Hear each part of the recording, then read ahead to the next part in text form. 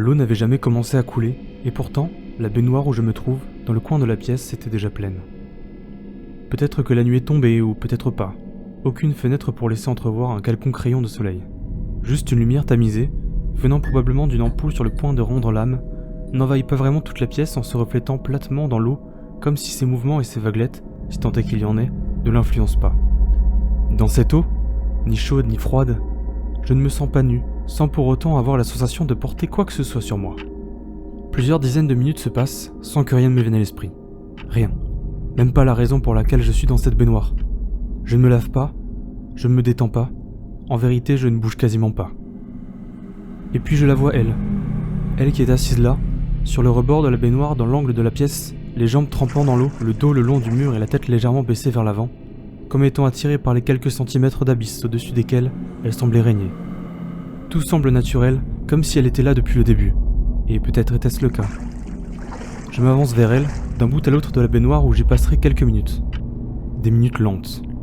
Aucun mot n'est prononcé, et les gestes se limitent à mes mains parcourant le bas de ses jambes trempant dans l'eau terne et quelques regards. L'atmosphère de la pièce, déjà fade par sa triste luminosité, ne cesse de s'alourdir à compter de ce moment-ci.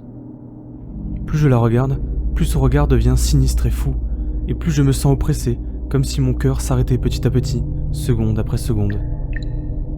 L'eau de plus en plus terne et la lumière de plus en plus grisonnante me font remarquer que la seule chose qui ne changeait pas, c'était elle, perchée sur son trône de céramique, me fixant d'un regard glacial, d'un sourire aux airs sadiques. Je suis paralysé, pas de peur mais d'un sentiment inconnu, l'impression qu'au moindre mouvement son regard me suivra, que cet embargo de terreur ne s'arrêtera jamais, ou bien pire encore. En moins d'une seconde, son sourire se grandit à pleines dents, sans un bruit, sans un geste. Je détourne instinctivement mon regard d'un mouvement violent de la tête de cette vision sinistre, reculant légèrement dans mon élan, formant les premières et seules vagues dans l'eau noircie, s'abattant encore plus violemment contre les parois, contre moi, contre nous.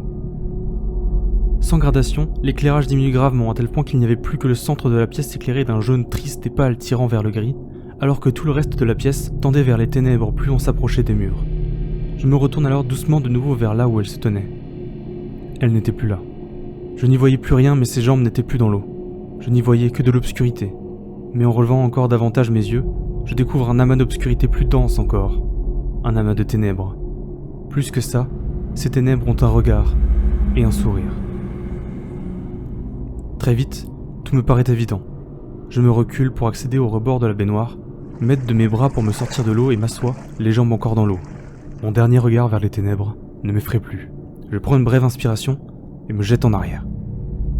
C'est les yeux tournés vers le plafond que je me rends alors compte de la pièce avant de me briser mortellement la nuque sur le sol. Sans aucun bruit. Plus aucun.